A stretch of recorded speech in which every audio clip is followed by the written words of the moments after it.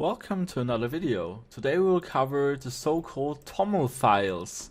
So every validator should and also optionally can serve a so-called XRP-Ledger toml file.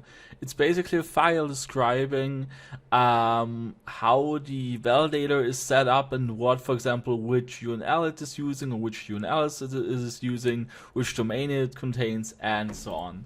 So for example, I am right now at XRP scan, so there we can see all the validators in there. So we've got in total over 230 validators. And I will go to one of the first ones here. So this, for example, I think university. Yes, this one is probably university if we quickly look at it. Yep.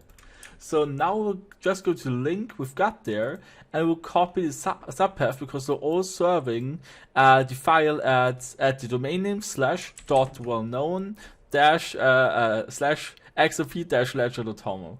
So I will just get there and I will copy and paste here. So, but not 2 dashes, just 1.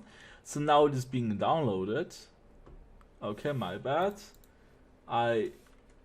Nope, I will get redirected, so we'll have to copy it one more time.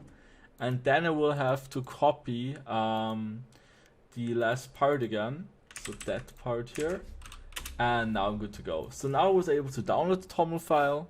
So I've got it out there. And I will quickly open that up in the notepad. Alright, so now I can show you that here.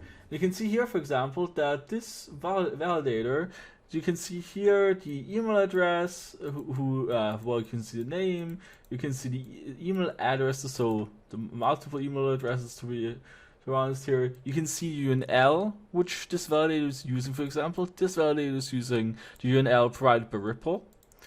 And yeah, you can basically do that for all the validators. So we will do it for another one here for coinfold.com. So we'll click on that again here. I will copy the address, and then it's basically the same game. I will just copy and paste the address here again, and then click enter. And now I'm trying to get, oh, okay, maybe they're not, so they don't have to serve the toml file. So it's optional. So, okay, yeah, I should probably go to one, okay, let's try it with XRP Labs. Yeah, let's try it with that one here.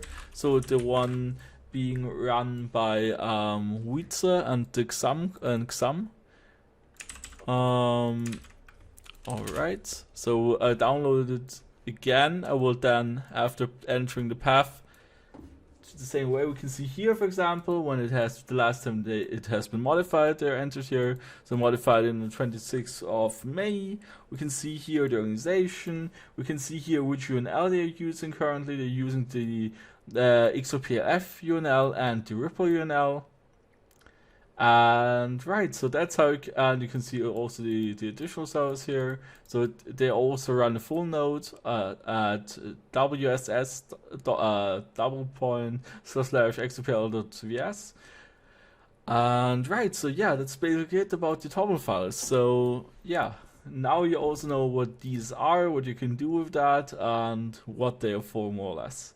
Alright, thanks for watching and see you in the next one.